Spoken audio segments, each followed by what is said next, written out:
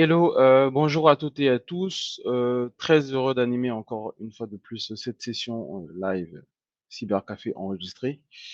On pourra démarrer dans deux, trois petites minutes, le temps de permettre aux autres de se connecter et puis de terminer rapidement deux, trois communications et paramètres et on pourra démarrer avec notre speaker du jour.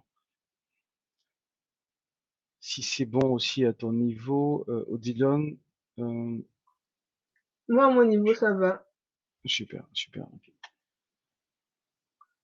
On va peut-être essayer de recontextualiser un peu rapidement. Donc, je suis Amadou Tidiane Diawara. Donc, je vais animer cette session live Cyber Café. Donc, très, très heureux d'animer effectivement cette session, cette 51e session de live audio LinkedIn de 30 minutes qui est organisée tous les samedis par Cyber Café. Donc, pour ceux qui assistent à leur première session.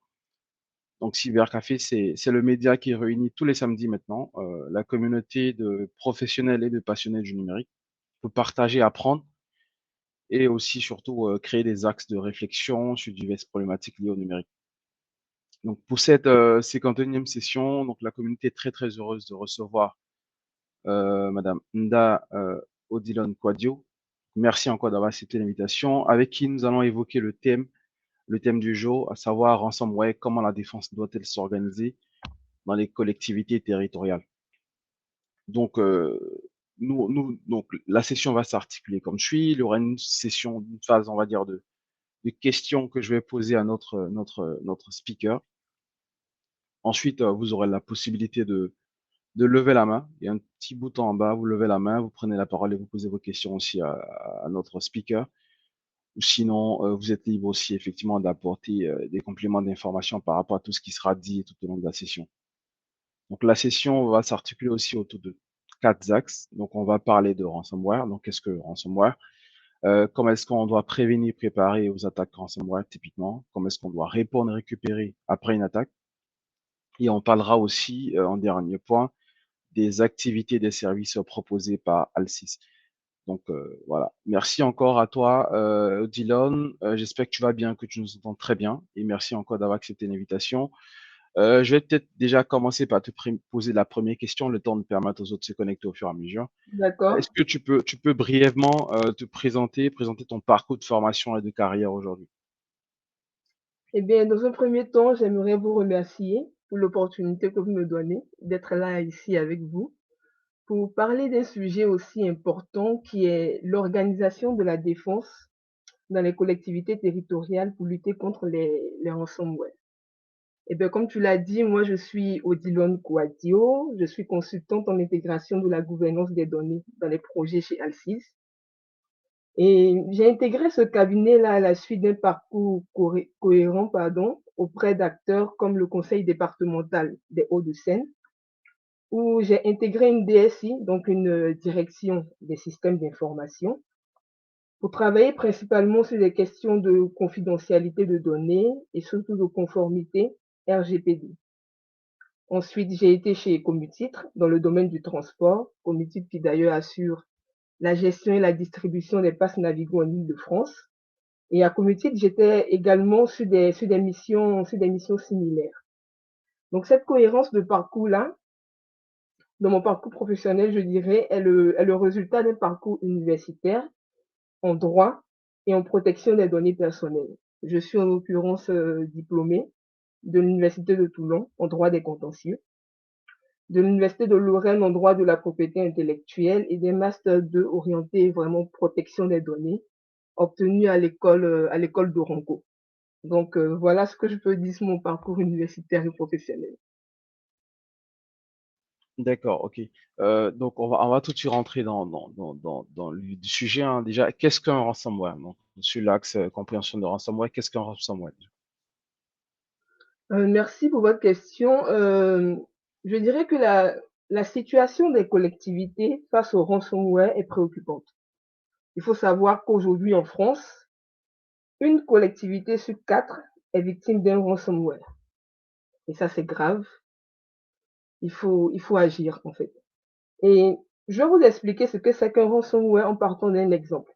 Je vais prendre celui du conseil départemental de Seine-et-Marne qui a été victime d'un ransomware il y a de cela maintenant 2 ans. Donc, un lundi matin, comme tous les lundis d'ailleurs, les agents constatent que les services informatiques sont bloqués. Ils n'ont accès à aucun fichier, les ordinateurs ne s'allument pas, aucun service ne fonctionne. Plus tard, ils reçoivent un message leur demandant de payer 10 millions de dollars pour débloquer l'accès aux machines et aux fichiers. Je dis bien 10 millions de dollars. Donc, on comprend que dans l'attaque par ransomware, on a un cybercriminel, donc un hacker, qui va bloquer l'accès à l'appareil et aux fichiers d'une organisation et qui va exiger de celle-ci le paiement d'une rançon en échange du rétablissement de l'accès. Donc, ce que je vous dis là, c'est ce qu'est un ransomware. Et ce n'est pas de la fiction, en fait, c'est une réalité et c'est la réalité de nombreuses communes aujourd'hui en France. Donc, voilà ce qu'est un ransomware. D'accord. Est-ce que tu peux peut-être revenir sur on va dire, les caractéristiques qui permettent aujourd'hui de reconnaître, on va dire, un ransomware d'autres formes de type de cyberattaque et quels sont les impacts, au fait, de ces ransomware de plus en plus? L'attaque par ransomware peut prendre diverses formes. Ok, elle peut venir en fait d'une fraude interne ou d'une erreur humaine. Donc typiquement, ça va être le salarié qui va ouvrir une pièce jointe qui est verrouillée, qui va cliquer sur un lien malveillant dans un courriel, ou bien tout simplement qui va visiter des sites web qui sont compromis. Donc là, on parle bien sûr des sources. Une autre source de ces ransomware là, ça va être une source externe. En fait, ça va être le cybercriminel, donc des groupes de cybercriminels organisés, comme c'est le cas de Lockbit, ou encore le groupe de cybercriminels Medusa, qui sont des professionnels du ransomware, des professionnels de cyberattaque, qui vont donc s'introduire dans le système d'information d'une collectivité ou de n'importe quelle organisation pour le compromettre. Et je peux vous dire que ces groupes de hackers-là, ce ne sont pas des enfants de cœur, ce sont des professionnels, leur activité au quotidien, c'est de perpétrer des cyberattaques. Ils n'ont ni loi, ni éthique. Donc, ils vont profiter d'une vulnérabilité qui est connue, la plupart du temps dans le logiciel de la victime, ici la collectivité, et ils vont utiliser cette vulnérabilité qui n'a pas été mise à jour pour justement répandre leur ransomware.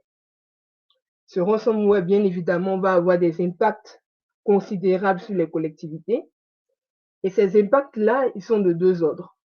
OK? On a un premier impact qui est l'impact direct sur les communautés.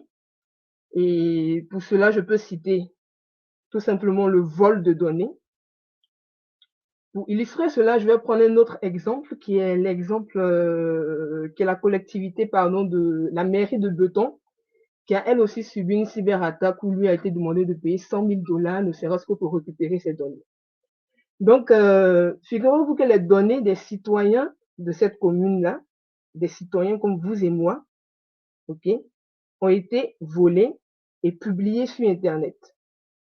Je ne sais pas si vous vous rendez compte, mais on parle bien de données de milliers de personnes, des données d'état civil, carte d'identité, acte de naissance, passeport, de données de santé, de données financières, que ce soit l'IBAN, les cartes bancaires, qui ont été publiées sur Internet.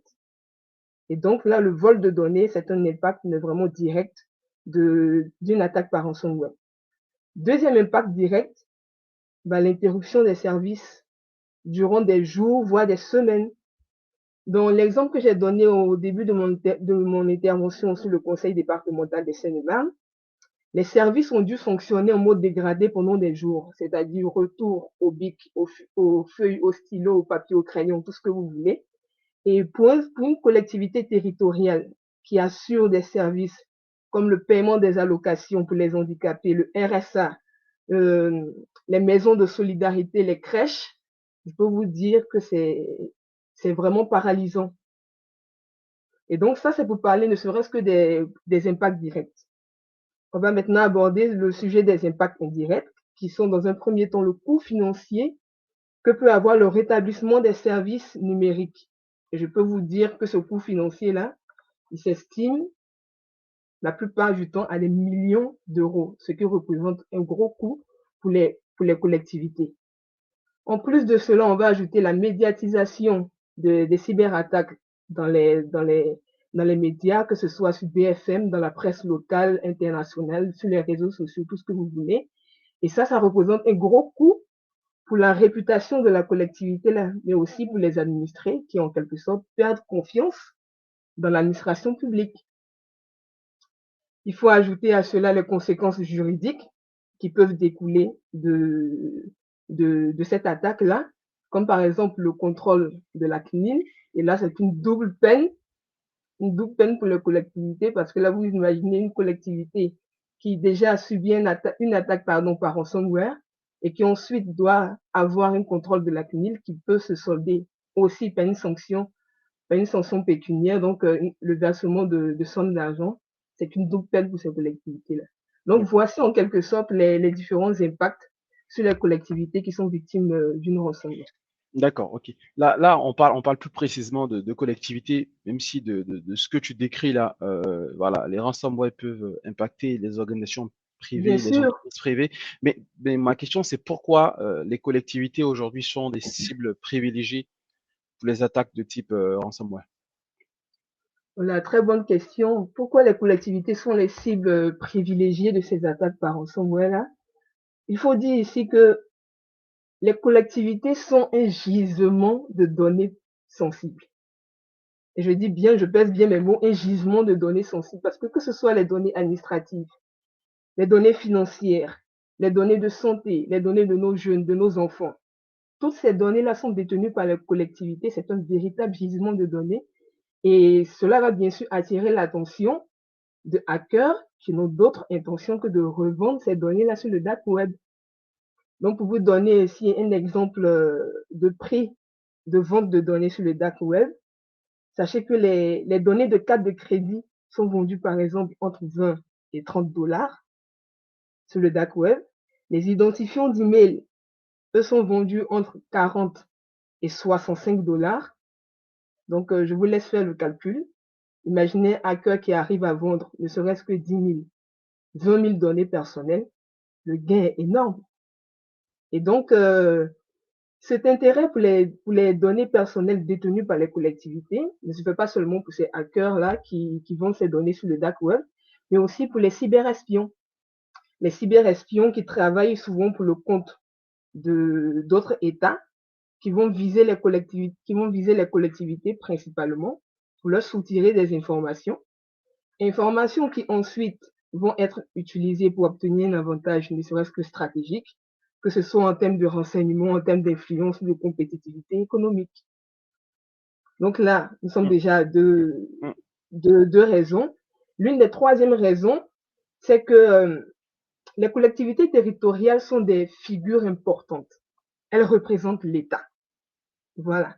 Donc, en tant que représentants de l'État, elles sont la cible parfois de cybercriminels qui vont tout simplement les viser pour faire passer des messages politiques, des messages religieux ou encore des messages sociaux. Quatrième raison, et qui est vraiment une des raisons principales, c'est que les collectivités territoriales sont vulnérables. Vulnérables dans quel sens? Vulnérables dans le sens où les collectivités territoriales, on va dire, ne réalisent pas pleinement l'ampleur réelle de la menace qui pèse sur elles. Elles n'ont pas vraiment conscience, en fait. Et pour vous donner quelques chiffres, sachez que 44% des collectivités territoriales estiment que le risque cyber est un risque mineur.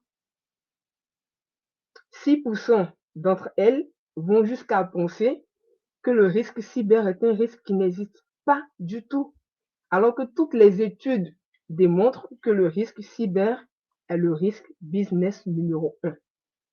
Donc là, je peux vous assurer que c'est une porte ouverte, un boulevard pour les hackers qui n'hésitent pas à saisir cette vulnérabilité des collectivités là pour les attaquer.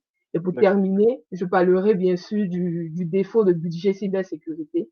Sachez que seulement 65% des collectivités allouent moins de 5 000 € à leur budget informatique. Quand 75% des élus et agents des collectivités reconnaissent dépenser moins de 2 000 € pour la cybersécurité. Donc, vous voyez que là, ce défaut de budget cybersécurité, bah, c'est un boulevard pour les hackers qui n'hésitent pas, en tout cas, à perpétrer les attaques par ransomware contre les collectivités. D'accord. Voilà. Bah, merci pour ces chiffres et pour ces stats qui mettent, on va dire, en perspective le fait que donc ces collectivités-là sont de plus en plus des cibles privilégiées. Tu as parlé de vulnérabilité, ça me fait penser à notre prochain axe sur tout le volet prévention et préparation à une attaque de type ransomware. Déjà qu'on a Oui. expliqué ce que c'est le ransomware. Aujourd'hui, comment les collectivités territoriales peuvent, on va dire, évaluer le niveau de vulnérabilité face au ransomware?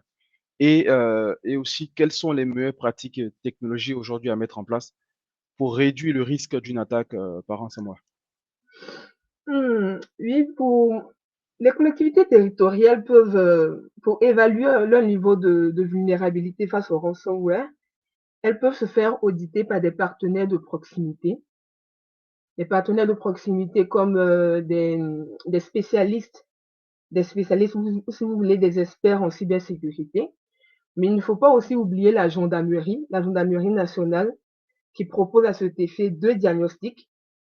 Et je tiens à préciser, ce sont des diagnostics qui sont complètement gratuits. Donc, toute collectivité territoriale peut en bénéficier. Donc, le premier diagnostic qui est mis en place par la gendarmerie nationale, c'est le diagnostic immunité cyber. Donc, c'est un questionnaire qui est complètement mis en place par la gendarmerie de façon autonome. Il balaie différents aspects de la cybersécurité. Donc, ça va être l'efficacité des antivirus, la robustesse des mots de passe, la sécurité du matériel de télétravail, etc. Et le deuxième diagnostic qui est mis en place par la gendarmerie, c'est le diagnostic diagonal. Ce diagnostic-là, il n'est pas seulement ouvert aux collectivités territoriales, il est également ouvert aux établissements de santé, aux TPE, aux PME, etc. Donc, ce diagnostic diagonal-là va permettre à un cybergendarme de se rendre dans les locaux de la collectivité pour faire une évaluation de son exposition aux menaces en ligne.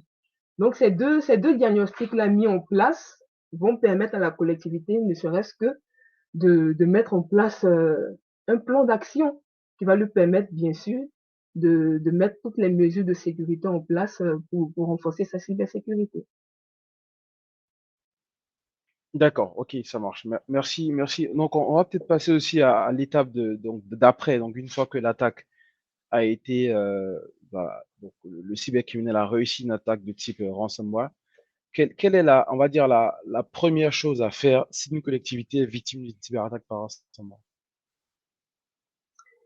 La première des choses à faire quand une collectivité est victime d'une attaque par ransomware, elle est toute simple, c'est de déconnecter le système du réseau. Il faut débrancher tout simplement la machine Internet, couper l'accès à Internet, déconnecter tous les appareils qui ont été compromis, désactiver les connexions sans fil, donc éteindre le Wi-Fi, le Bluetooth, tout autre type en tout cas de connexion sans fil. Il faut tout simplement bloquer les comptes qui ont été compromis. Si c'est par exemple le compte d'un utilisateur, d'un employé, il faut tout simplement bloquer ce compte-là, le désactiver de façon temporaire afin d'éviter tout simplement que le ransomware ne se propage et qu'il attaque d'autres fichiers qui n'ont pas encore été affectés par ce ransomware. Donc ça, c'est la première, mais vraiment première action à faire. Et elle est cruciale parce que elle va justement permettre de contenir l'attaque par ransomware. D'accord. Donc, de ce que je comprends là, il faut surtout pas payer la rançon. Ah non, ah non, non, non. Il ne faut Ouais. surtout, mais surtout pas payer la rançon. Il n'y a aucun avantage à payer une rançon qui est demandée par des cybercriminels. Dans un premier temps, si vous payez une rançon, vous n'êtes pas certain de récupérer les données personnelles qui ont été chiffrées par ces cybercriminels-là. Mais dans un second temps, vous alimentez le réseau, vous alimentez ce système mafieux-là. Parce qu'il faut savoir que quand vous payez une rançon à un cybercriminel, cela peut être illégal dans la mesure où vous ne savez pas où vos fonds sont dirigés. Imaginons un seul instant que ces fonds-là soient dirigés vers des groupes terroristes. Vous vous rendez coupable, excusez-moi, mais vous rendez coupable de complicité de terrorisme. Donc, ça, c'est un gros inconvénient déjà de payer la rançon. Le deuxième gros inconvénient, ben, c'est que quand vous payez la rançon, vous êtes perçu en fait comme une cible facile. OK? Donc, c'est la porte ouverte à d'autres cybercriminels qui vont dire, bah, écoutez, étant donné qu'il a payé la rançon, on va perpétrer une seconde attaque par ransomware. C'est sûr que nous recevrons encore de l'argent. Donc, vous devenez une cible facile pour les attaquants qui peuvent à nouveau vous cibler avec une attaque par ransomware. Donc, il n'y a aucun avantage à payer une rançon, ça c'est clair. Il n'y a que des inconvénients. Donc, ne surtout pas payer la rançon. D'accord. Donc, globalement, donc, il faut pas payer la rançon. Donc, comment est-ce que les collectivités, dans ce cas, peuvent restaurer leur système et la données après une attaque de type ransomware? Ben, la restauration, elle est toute simple. La restauration, elle est toute simple. Elle passe par l'utilisation des sauvegardes.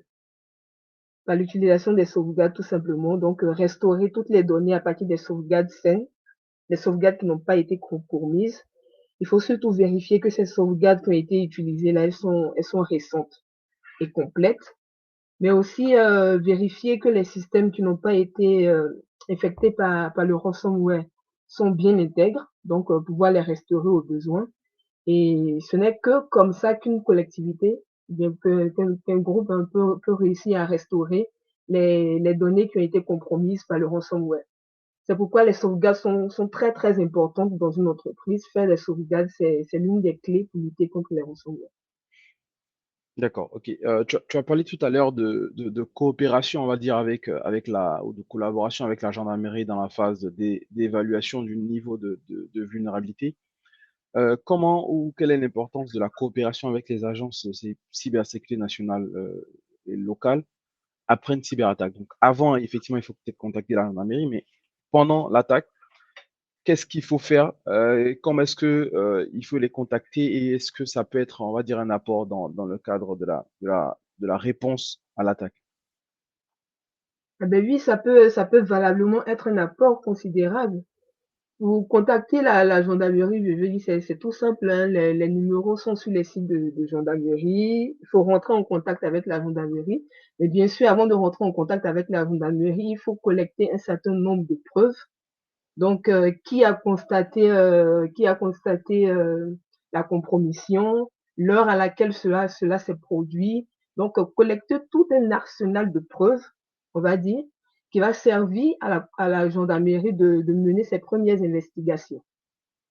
Donc, ça, c'est très important. Il faut bien sûr collaborer aussi avec des experts en cybersécurité, rester en contact avec eux pour être au courant de toutes les différentes mesures qui sont mises en place, mais aussi contacter l'autorité de contrôle, la CNIL, et cela, c'est seulement s'il y a une violation de données personnelles. La CNIL qui est aussi on va dire, un partenaire de proximité qui accompagne aussi bien les collectivités que les entreprises dans la restauration de leur système d'information. D'accord. Donc, la CNIL, c'est vraiment, on va dire, purement français. Mais partout où on se retrouve, lorsqu'on a ce type d'attaque, il faut avoir ce réflexe de contacter, on va dire, les autorités, Mais oui, les les autorités agences. compétentes, oui. Exactement. OK. Donc, peut-être dernière question sur cette phase de récupération des réponses à l'attaque. Donc, on imagine que on a traité l'attaque, par exemple. Comment est-ce que les collectivités peuvent améliorer leur résilience après avoir subi une attaque par ransomware? Les collectivités territoriales peuvent améliorer leur résilience tout simplement en mettant en place un arsenal de mesures. Je dis bien arsenal de mesures parce que les mesures, elles sont nombreuses. Et donc, dans un premier temps, il va falloir que la collectivité fasse une analyse de l'incident. Il faut bien évidemment identifier quelles ont été les causes de cet incident-là, quelles ont été les failles de sécurité qui ont été exploitées par les cybercriminels, mais aussi documenter toutes les leçons apprises pendant la cyberattaque afin d'améliorer bien évidemment les différentes réponses aux incidents futurs. Ensuite, les collectivités peuvent mettre en place différentes procédures, donc procédures de sauvegarde, mais aussi, tester régulièrement les sauvegardes là pour s'assurer justement que ces sauvegardes peuvent être restaurées en cas de besoin. Il faut en plus de cela mettre en place un plan de continuité d'activité pour garantir que les fonctions critiques peuvent continuer même en cas d'incident majeur. Il faut bien sûr tester ce plan, le réviser de façon régulière pour être sûr qu'il reste efficace et à jour. En plus de cela, il faut surveiller de façon active tous les réseaux informatiques de la collectivité afin de détecter les différentes anomalies ou les différentes menaces potentielles qui puissent arriver. Pour cela, il y a certains outils comme les EDR qui sont mis sur les PC et qui permettent de détecter, de signaler les différentes menaces et donc d'avertir de façon efficace le RSSI et le service informatique afin que des mesures soient mises en place pour contrer ces menaces-là. Il D'accord. ne faut pas oublier, parce qu'il ne faut pas oublier aussi la formation et la sensibilisation, qui est un aspect très, très important de la lutte contre les cyberattaques. Donc, organiser des formations régulières, sensibiliser le personnel sur les bonnes pratiques de cybersécurité, sur les menaces de cybersécurité, faire des simulations de phishing, c'est aussi très important. Ça permet de tester les connaissances, mais aussi de renforcer les agents afin qu'ils puissent reconnaître les différentes tentatives de fraude. Il ne faut pas aussi oublier, et ça c'est très important, de souscrire à une assurance cyber.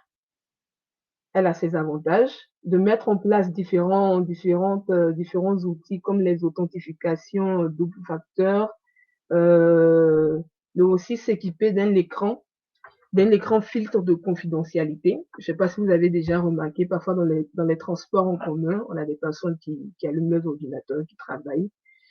Et parfois, on a accès à toutes ces données-là qui sont visuelles, qui sont vues par un bon nombre de personnes. Donc, s'équiper d'un écran filtre de confidentialité, c'est aussi un bon moyen de lutter contre les cyberattaques, un bon moyen de résilience. D'accord, ok. Je crois qu'on arrive au terme de notre session.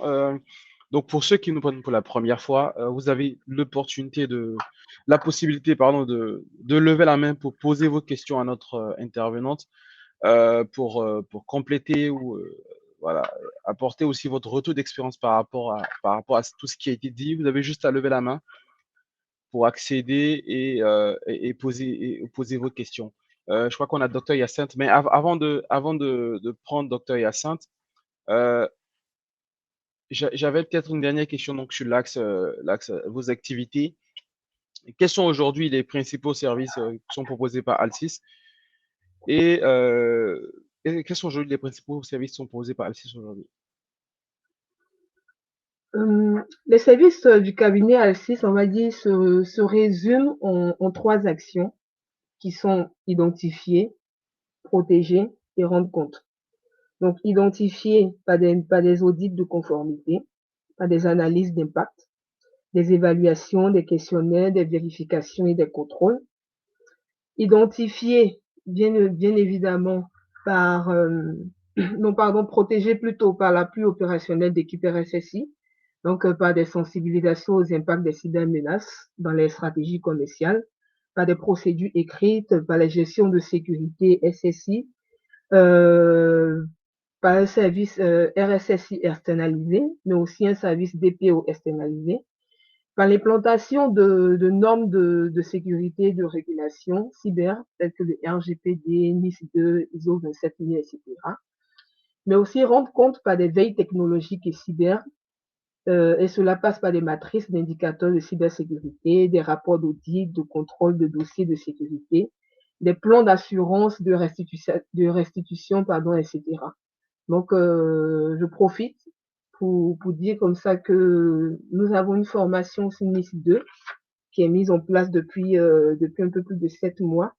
Et cette formation NIS2 la vise à sensibiliser aux obligations majeures de cybersécurité et aux impacts sur la chaîne d'approvisionnement d'une entreprise. Donc, si vous avez des informations, si vous voulez obtenir plus d'informations, n'hésitez pas à nous contacter après ce cybercafé-là. D'accord. Bah, merci encore pour tous ces éléments de réponse. Je vais laisser la parole à Dr Yassine pour sa question ou son intervention. Et je crois qu'il y a Émile aussi qui souhaite poser sa question. Oui, Dr Yassine, on t'écoute. Ok, merci. Bonjour à tous. J'espère qu'on m'entend bien. Vous Oui, étiez en fait mais je, Désolé, moi, on- je n'entends pas, ça s'entrecoupe. pour cette On ouais, ça entend s'entrecoupe. vraiment Est-ce pas. que tu peux thèse, peut-être reformuler? d'accord. Je me déplace un peu. Allô? Là, là, c'est mieux? Oui, là c'est mieux, là c'est mieux. Ouais. D'accord, d'accord. L'idée, c'est de savoir, en fait, c'est quoi, en fait, elle, en termes de regard aujourd'hui sur l'Afrique, de sa position? Parce que là, aujourd'hui, on est bien en Occident, on parle de challenge, de gros challenge sur tout ce qui est lié, en fait, aux collectivités.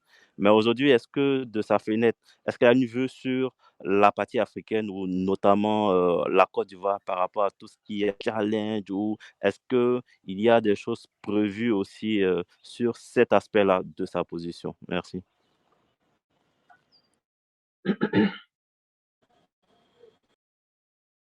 Je pense que je vais noter les différentes questions et puis y répondre au fur et à mesure. D'accord, pas de souci. Donc, attendez, je note, c'est la position sur la Côte d'Ivoire, c'est ça? Sur En ce qui l'Afrique de manière générale. sur Sur la Côte l'Afrique d'Ivoire, mais sur de de manière manière générale, en ce qui concerne les cybermenaces. Ouais, exactement. On va prendre la question dans ce cas de monsieur Émile là aussi. Allô, Oui, bonjour, allô? merci à tous et merci à Madame Poitiers pour la présentation. C'était assez complet. Ma question, en fait, c'est plus sur les équipes informatiques ou cyber pour les collectivités territoriales, les collectivités locales. J'aimerais savoir si déjà il en existe réellement. Est-ce que c'est pas une légende? Parce que du point de vue externe, je pense que c'est un peu une légende. Comme elles se font avoir assez facilement. Et si jamais elles existent, ces équipes sécurité, quels sont pêle-mêle des outils de sécurité, quels sont justement pour travailler? Merci.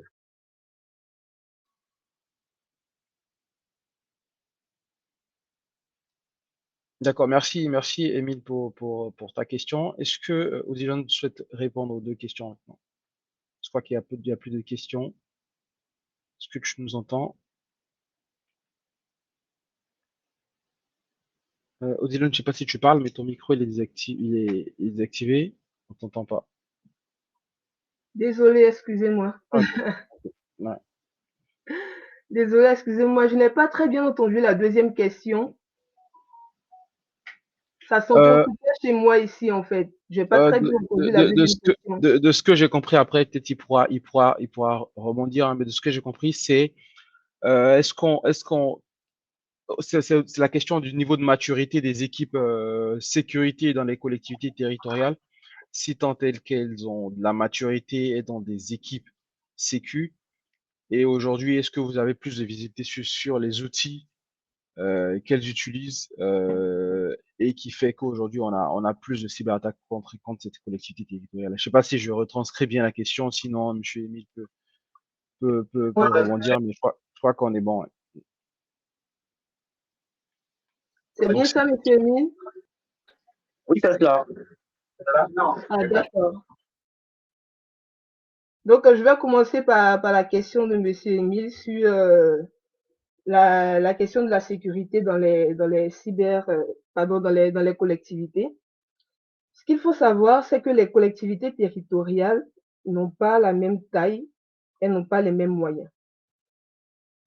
Les collectivités territoriales n'ont pas la même taille, n'ont pas les mêmes moyens. Le budget alloué à une collectivité territoriale telle que, je sais pas moi, je prends par exemple le conseil départemental des Hauts-de-Seine ne sera pas le même qu'une autre collectivité territoriale qui va se retrouver avec un budget assez, si je peux le dire, insuffisant.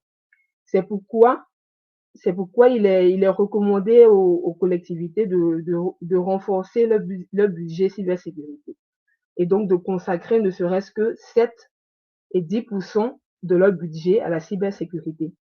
Donc le renforcement de ce budget-là va permettre tout simplement de désigner ou bien de recruter une personne clé à la démarche qui est ici le responsable à la sécurité des systèmes d'information, donc le RSSI, qui va mettre en place tout ce qui est mesures opérationnelles afin d'assurer la sécurité dans cette collectivité-là. Mais comme je l'ai signifié, toutes les collectivités n'ont pas les mêmes moyens. Et donc, pour les petites collectivités, il faut prioriser la mutualisation, se mettre ensemble tout simplement. Donc, que ce soit que vous mettez ensemble 2, 3 communes, vous mettez ensemble et vous désignez un RSSI qui va bien sûr assurer la sécurité informatique de ces 3 communes-là. C'est faisable. Plusieurs communes l'ont déjà fait. Elles se sont mutualisées et le RSSI recruté assure la sécurité de ces différentes communes-là. Il ne faut pas aussi oublier que adhérer à des associations comme l'association des maires de France ou l'association des clics afin de bénéficier de conseils en cybersécurité, mais aussi d'un accompagnement, sont des choses qui sont véritablement importantes pour les collectivités qui n'ont pas assez de moyens. Ces collectivités-là, d'ailleurs, peuvent s'inscrire dans les différentes dynamiques locales qui sont mises en place, ne serait-ce que par les préfets ou encore même d'autres collectivités bien plus grandes. Et comme je l'ai signifié plus tôt, adhérer à des associations, c'est déjà un grand pas vers une cybersécurité renforcée. Donc, j'espère avoir répondu à la question de Monsieur Émile. Pour ce qui est de la question du docteur, excusez-moi, je ne vois pas très bien le nom, du docteur Hyacinthe. Docteur Hyacinthe. Du docteur Hyacinthe, il faut savoir qu'aujourd'hui, en Afrique, l'implémentation des mesures de sécurité sont préconisées pour la plupart par la Convention de Malabo, mais aussi par la mise en application de lois de protection locale, que ce soit au Sénégal, en Côte d'Ivoire, etc. Je n'ai pas plus d'informations que ça, si ce n'est que de vous diriger vers un document qui a été publié récemment par Interpol. Interpol qui a publié un document récemment qui reprend en fait le rapport de la cybermenace en Afrique. C'est un document récent, hein, il a été publié, je crois, il y a quelques jours de cela. C'est la 3e édition. Dans ce rapport-là, vous pouvez trouver toute l'évaluation de la cybermenace en Afrique et vous donnera bien plus d'informations sur toutes les perspectives qui sont mises en place pour la cybersécurité en Afrique. Voilà. Moi, j'aurais tendance aussi effectivement à vous renvoyer vers toutes les newsletters qui sont postées par Dr Hyacinthe autour des données à caractère personnel. En tout cas, bravo pour le travail que tu fais aussi. Et le rapport de Vladimir aussi qui est très détaillé sur la cybersécurité en Afrique. On est arrivé au terme de notre session, donc avec ta permission, Odilon, on va prendre une dernière question. Et avec la permission des auditeurs, on va prendre une dernière question, la question de Clovis, et on pourra mettre fin à la session. Bonjour tout le monde, merci beaucoup pour la parole. Merci Odilon pour l'intervention. Merci. Tout à l'heure, lorsque tu parlais, tu avais parlé c'est-à-dire en cas d'attaque, il faut débrancher tout ce qui est infrastructure, il faut se déconnecter du réseau. Tout. Ma question, c'est de savoir comment est-ce qu'on traite avec les entreprises tiers avec lesquelles on travaille, parce que moi, j'ai déjà eu une situation où des experts sont venus, ils ont remis en place tout le système de l'entreprise qui s'était fait chiffrer. Et après ça, lorsqu'ils sont repartis, c'est-à-dire 2 jours après, toute l'entreprise s'était fait rechiffrer encore. Et c'est après investigation, on a détecté que c'était une entreprise tierce qui était vulnérable. C'était pas elle que les attaquants étaient passés. Mais dans ce cas-là, comment est-ce qu'on traite avec ces entreprises tierces en cas d'attaque? Est-ce qu'il faut leur dire aussi de se déconnecter ou faire... Comment est-ce que vraiment on traite dans ce sens-là? Eh bien, je dirais que la communication est la base. Donc, ne serait-ce que communiquer de façon claire avec les entreprises tierces sur, comme j'ai dit, la source de la cyberattaque. Ça, c'est déjà la base. Donc, la communication. Il faut que la communication soit transparente. Il ne faut rien cacher aux entreprises tierces avec qui on travaille. Mais en amont, il faut définir les différentes actions et responsabilités des prestataires tiers. Donc, si ces responsabilités, ces actions-là sont bien définies, chacun sait ce qu'il a à faire quand il arrive dans une entreprise, et surtout bien choisir son prestataire. Ça, c'est important aussi. Parce que faire le mauvais choix du prestataire, on se retrouve un peu dans des situations comme comme celle que vous venez d'indiquer là. Donc, cela passe aussi par des contrats d'engagement qui sont mis en place avec ces différentes entreprises-là. Donc voilà, je ne sais pas si j'ai été assez claire ou si j'ai répondu à la question. Oui, merci. Merci beaucoup. Merci.